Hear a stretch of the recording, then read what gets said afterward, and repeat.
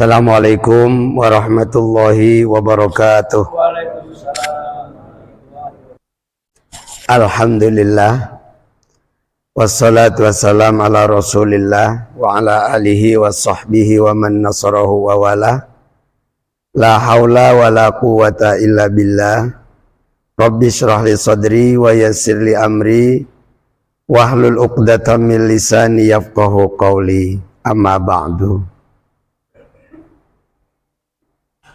Pengurus Masjid Jami Al-Huda yang insya Allah selalu dirahmati Allah, yang saya hormati, yang kita hormati Ketua Majelis Taklim Kaum Bapak Al-Ikhlas, Bapak Haji Sahlani, kita doain senantiasa diberikan sehat dan dipanjangin umurnya, beserta Wakil Ketua Bapak Haji Tubagus dan semua jamaah yang dirahmati Allah, yang insya Allah semuanya ini termasuk orang-orang yang Allah angkat derajatnya.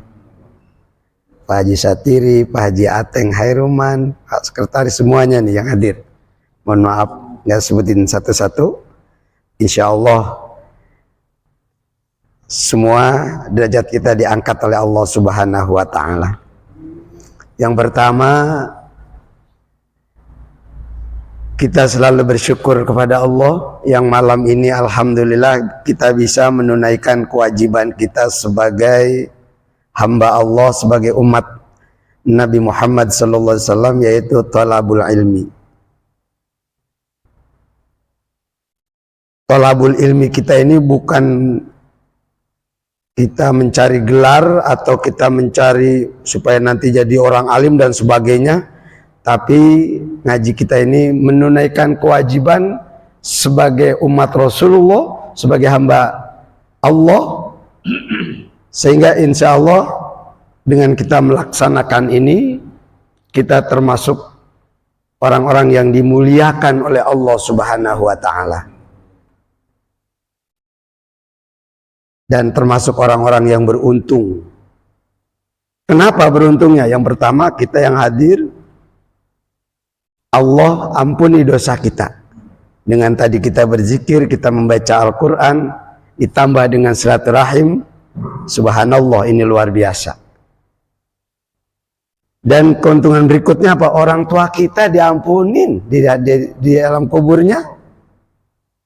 Aturan diseksa, aturan dapat kesulitan gak jadi dengan kita duduk. Karena itu ketika masuk waktu taklim, maka dorong diri kita untuk semangat, seolah-olah kita sedang musafir lagi kelaparan, lalu diberikan hadiah yang luar biasa, sehingga kita udah nggak mikir kanan kiri, pokoknya hadir seperti itu aja.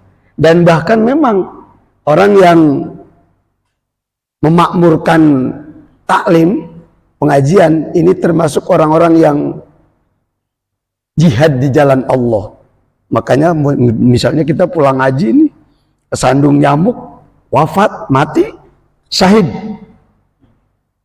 Yuk kita perbaiki sholat kita, bacaan Quran kita, zikir kita, dan sebagainya. Termasuk yuk tambahkan semangat kita untuk memakmurkan majelis taklim. Karena tadi fadilahnya luar biasa.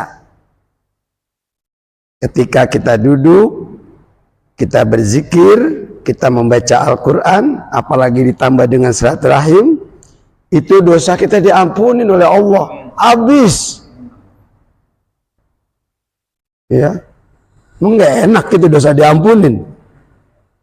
Nah, iya, orang karena kesulitan surga karena banyak dosa, tapi orang pulang ngaji bersih.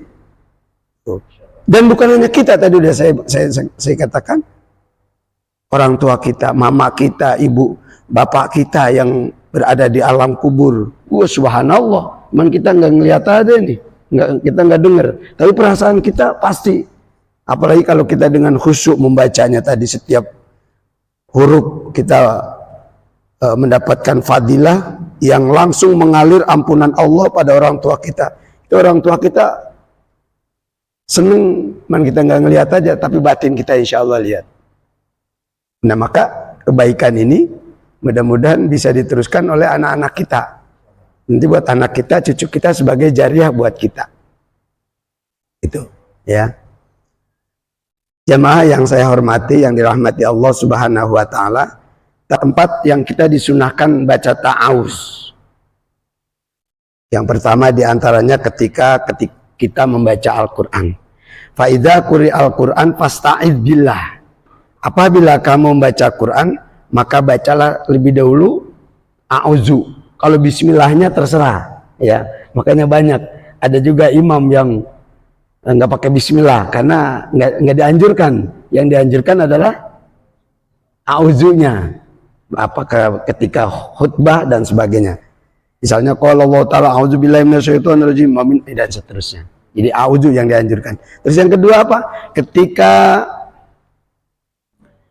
kita melihat, mendengar sesuatu yang sesuatu itu kelihatannya bisa merusak dari keimanan kita, ketakwaan kita kepada Allah. Baca a'udzubillahi minasyaitonir, dan diantaranya lagi nih, kadang-kadang masalah yang kecil, terdengar suara gogog ya, itu disunahkan kita baca a'udzubillahi minasyaitonir. Jadi ada beberapa tempat tuh yang kita dianjurkan membaca a'udzubillah.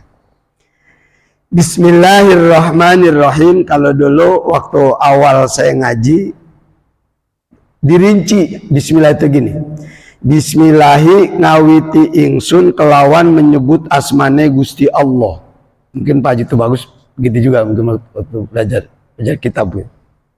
Ngawiti ingsun kelawan menyebut asmane Gusti Allah. Sifatnya Allah Ar-Rahman kang welas asih ing dalam dunia maring wong mukmin lan wong kafir. Artinya yang kafir, yang mukmin, yang munafik, yang musyrik, yang nakal, yang nggak nakal, semuanya diberikan rezeki oleh Allah.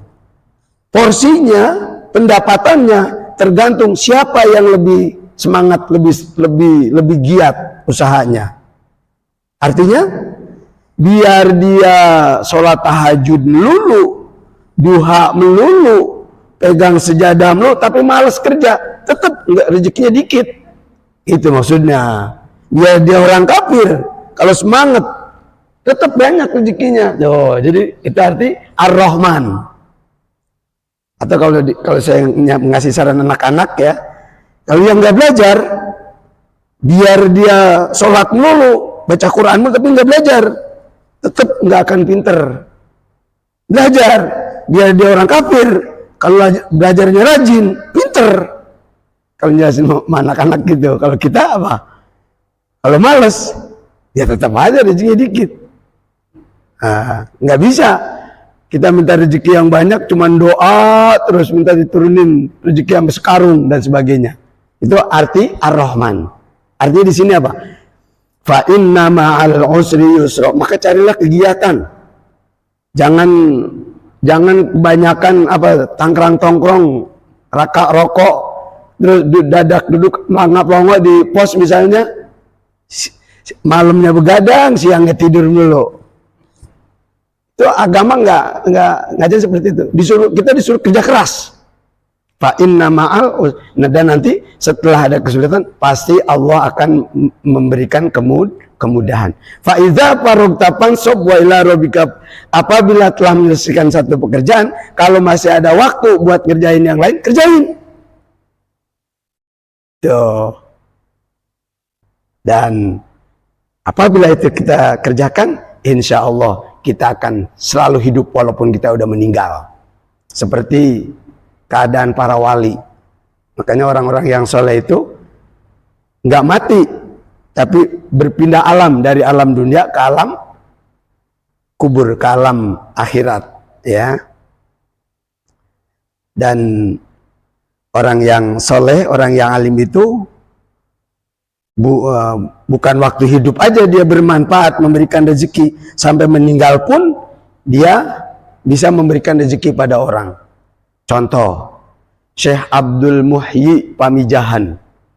Itu kalau bukan orang yang soleh, orang yang alim al-alamah, di atas gunung, jualan di situ, nggak ada Habib, nggak ada Syekh Muhyinya umpamanya dia jualan, kira-kira ada yang beli nggak tuh? Lu di atas gunung, tapi dengan adanya orang yang soleh, hidup. Tuh. Secara zahir, nah makanya mudah-mudahan kita juga nanti kayak begitu, ya. Kita ini ngaji nih supaya berbekas, walaupun kita meninggal, tapi seolah-olah kita hidup karena kita memperjuangkan taklim kita ini. Amin ya Rabbal. Jadi Ar-Rahman sifatnya Allah, ya. Siapapun dia, mau muslim, mau bukan muslim, mau yang baik atau yang tidak baik, kalau emang dia rajin, rezekinya diberikan oleh Allah. Termasuk bukan hanya manusia, makhluk yang lain pun seperti itu. Tapi Ar-Rahim khusus untuk orang-orang yang beriman dan yang bertakwa kepada Allah. Insya Allah kita termasuk orang-orang yang disayang oleh Allah Subhanahu wa Ta'ala. Kalau kita sudah mendapat sayang Allah, maka Allah akan siapkan kita untuk keselamatan dunia akhirat. Allah akan selalu menerima dan memberikan apa yang kita inginkan, khususnya yang untuk memperbaiki kita, menyelamatkan kita dunia maupun akhirat. Maka kalau kita ada kesulitan zikir yang lain, udah bismillah aja baca yang banyak. Ya, mau ngapain aja baca bismillah dah, ya. Bismillahirrahmanirrahim. Itu Mbah Khalil Madura. Pernah anak santrinya itu minta diijazah, suruh baca bismillah doang. Ke Mekah bisa jalan di atas air. Padahal bismillahnya belum tentu betul kayak kita sekarang ini. Bismillahirrahmanirrahim umpamanya. Bismillahirrahmanirrahim. Bisa. Makanya nanti dicoba aja baca bismillah 3.000 berapa pokoknya jumlahnya sekian, itu bisa jalan di atas air. Coba nanti.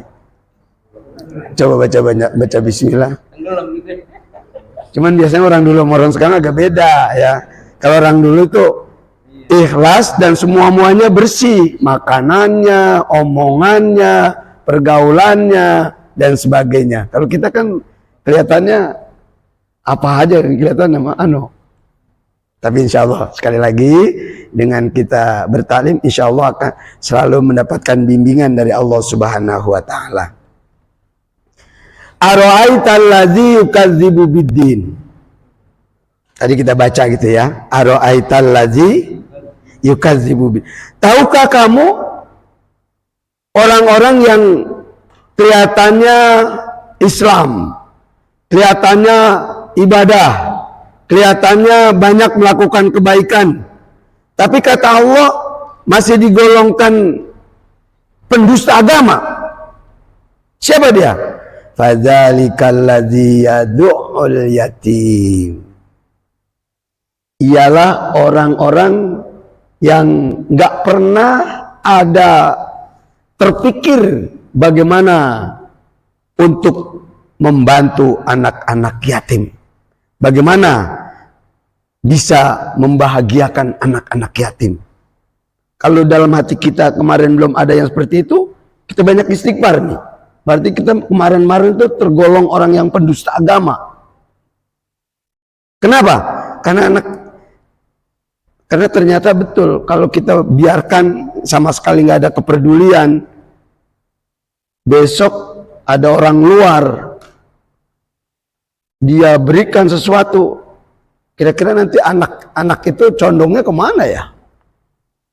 Misalnya ada bukan muslim tapi dia memberikan kepada anak yatim, misalnya orang miskin, kira-kira dia lebih condong kemana kira-kira tuh? Nah, maka itu taklim kita berdoa supaya menjadi besar dan bisa melakukan apa yang diperintahkan agama, di antaranya paling enggak kita bisa membahagiakan, membantu daripada anak-anak yatim. Karena kalau sama sekali nggak ada untuk tujuan itu hidup, maka Allah golongkan orang yang pendusta agama, nauzubillah. Karena itu mudah-mudahan mulai saat ini tertanam dari kita apa yang telah diingatkan kita oleh Allah Subhanahu wa taala. Ara'aital ladzi yukadzibu biddin fadzalikal ladzi yad'ul yatim. Lalu apa? Wala yahuddu ala ta'amil miskin. Dan yang berikut, yang Allah golongkan orang itu menjadi pendusta agama, kalau ngomongin Islam sampai ngeces, tapi sesungguhnya dia belum sebenarnya, siapa? Orang yang sama sekali juga tidak peduli dengan fakir miskin. Dalam hadis yang lain, fakir miskin itu bisa akan menjerumuskan orang kepada kekufuran. Karena itu, sebelum terjadi sesuatu yang kita tidak inginkan, bagaimana caranya supaya kita bisa membantu. Kalau kita semuanya sudah istiqomah, tertib, insya Allah buat membantu 1, 2, 3 anak, mudah-mudahan bisa kita laksanakan. Insya Allah. Itu tujuan yang paling utama itu dalam hidup kita, agar kita hidup ini yang disebutnya Rabbana atina fid dunya hasanah wa fil akhirati hasanah wa qina. Karena kita selalu memohon kepada Allah supaya dunia kita diberikan berkah, akhirat kita selamat, ya diantaranya agar kita tidak tergolong orang-orang yang pendusta agama. Fawailul lil musallin, kecelakaan bagi orang-orang yang sholat. Nah, ini kalau menurut arti di sini makanya ada tanda la, bagusnya bacanya di wasol. Fawailul lil musallin alladzina hum an sholatihim sahun, sampai situ. Tapi kalau menurut qura bacaan boleh diwakaf. Kenapa? Karena artinya menjadi jelas. Kalau misalnya dipotong diwakaf, kecelakaan buat orang yang sholat. Kok orang sholat celaka sih? Yaitu alladzina hum an sholatihim sahun, yaitu yang melalaikan sholatnya. Yang melalaikan ini luas sekali penjelasannya. Di antaranya kita sehat, begitu ada waktu, nanti aja. Ntar kalau udah tua-tuaan dikit, udah jam segini masih kurang tua aja, nanti aja kalau kelihatannya udah rada senggangan dikit. Ya Allah, padahal kesempatan itu ada, apalagi kita lakukannya dengan secara rutin berjamaah di masjid. Subhanallah, ini yang sangat dicintai oleh Allah dan oleh Nabi kita Muhammad sallallahu alaihi wasallam. Kita jangan sampai jadi orang yang kata Allah gini, laula akhirtani ila ajarin qarib fa as-saddaqa minas salihin. Ya Allah, berikanlah saya kesempatan walaupun sebentar, pasti saya akan memperbanyak sedekah, saya akan memperbanyak kerjaan-kerjaan orang yang soleh. Apa itu? Sholat, ngaji, dan baca Quran dan sebagainya. Padahal umpamanya dihidupin lagi, ya balik lagi pastinya. Maka sebelum ada penyesalan yang berarti buat kita, yuk kita manfaatkan dengan baik. Alhamdulillah, di Chandra kita sudah punya perahu, udah punya kendaraan untuk menuju surganya Allah Subhanahu wa taala, yaitu Majelis Taklim Al-Ikhlas. Kelihatannya bangkunya masih banyak yang kosong, boleh diajak. Siapa orang yang mengajak kebaikan, maka dia akan diberikan pahala dengan sama dengan yang mengerjakan. dan yang mengerjakan atas ajakan kita sedikit pun tidak dikurangin. Manda'a ilahudan falahu ajrun mislun fa'ilihi.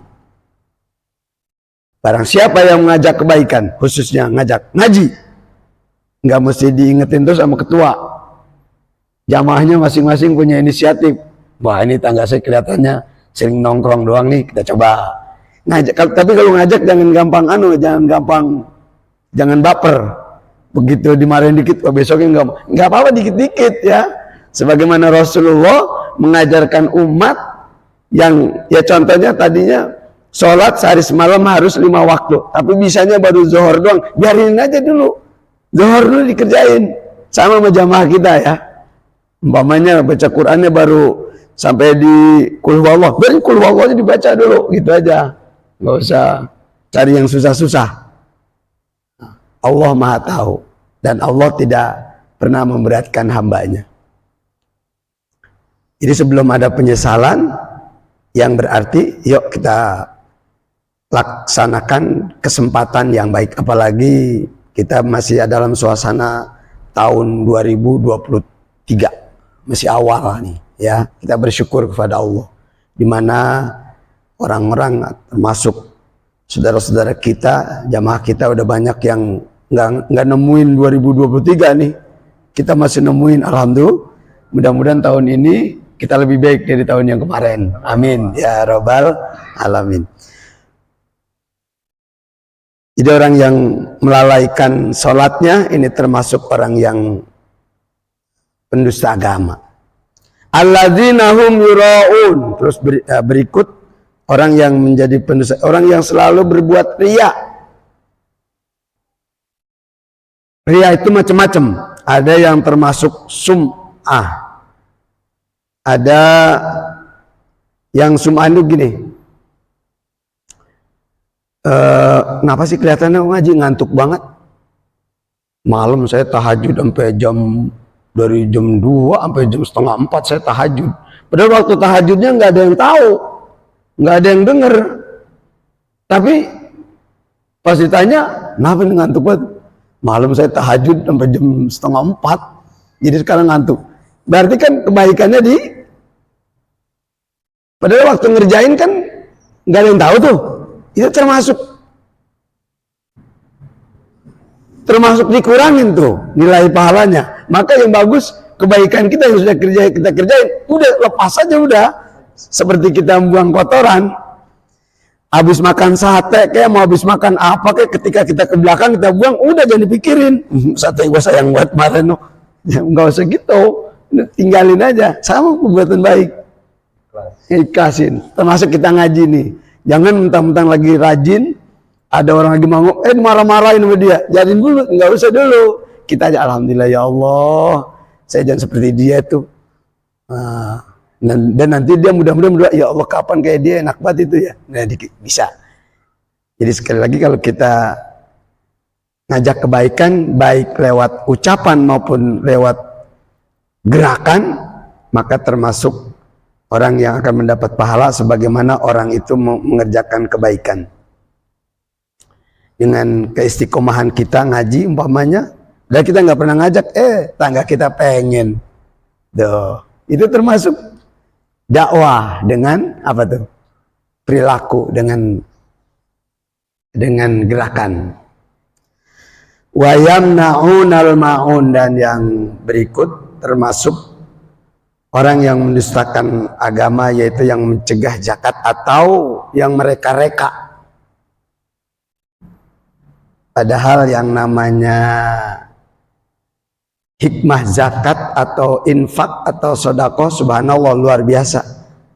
As-sodaqatu daful bala. Orang yang banyak bersedekah pasti akan dihindari dari sesuatu yang tidak diinginkan. Sesuai dengan doa yang selalu kita baca dalam doa kunut.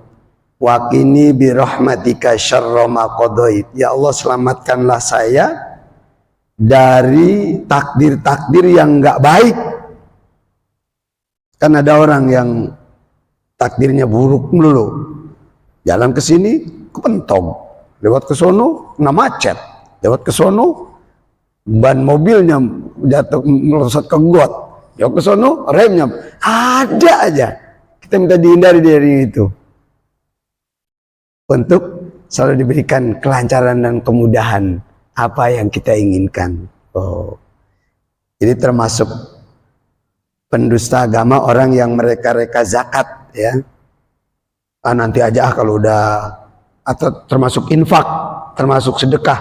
Nanti aja kalau udah punya duit banyak baru saya sedekah. Kapan banyaknya, kerja kagak apa kagak umpamanya gitu kan. Ya mumpung lagi ada, walaupun ada lebihnya sedikit, yaitu sedikit itu insya Allah nilainya di sisi Allah sama dengan yang orang infaknya banyak, karena dia banyak juga rezekinya. Termasuk mereka-reka zakat begini, kita punya sawah sehektar, terus tiap panen misalnya 1 ton kan 2,5% wajib dizakatkan. Itu bisa nggak kena zakat itu, dibagi-bagi. Ini punya anak kita ada 4 umpamanya, ini punya si A, ini punya si B, ini punya, berarti pisah-pisah nanti. Karena pisah-pisah jadi nggak jadi kurang dari 1 ton hasilnya, tuh nggak kena zakat gitu. Maka nanti kata Allah apa? Wailul likulli humazatil lumazah, itu celaka bagi orang yang suka mereka-reka zakat. Bukan hanya pendusta agama, tapi juga akan mendapatkan siksaan yang sangat dahsyat di hadapan Allah. Maka sesuatu yang diwajibkan Allah, yang diperintahkan agama, pasti sesungguhnya akan membuahkan keselamatan dan keberkahan buat kita semua. Oleh karena itu, di kesempatan yang ada apapun, baik kesempatan untuk ngaji, sholat, kesempatan untuk bersedekah, infak dan sebagainya, yuk kita sama-sama kita laksanakan. Mudah-mudahan kita termasuk orang-orang yang dunia mendapatkan nikmat dari Allah, akhirat bahagia dan selamat dalam pangkuan ridhonya Allah Subhanahu wa ta'ala. Amin ya rabbal alamin. Mohon maaf kebanyakan ngomongnya. Subhanakallahumma bihamdika asyhadu an la ilaha illa anta astaghfiruka wa atubu ilaih. Saya simpulkan satu aja, jadi ngaji kita tujuannya bukan cari kepintaran dan sebagainya, tapi paling enggak kita bisa menjaga, mempertahankan kerjaan-kerjaan sunnah Nabi kita Muhammad sallallahu alaihi wasallam. Assalamualaikum warahmatullahi wabarakatuh.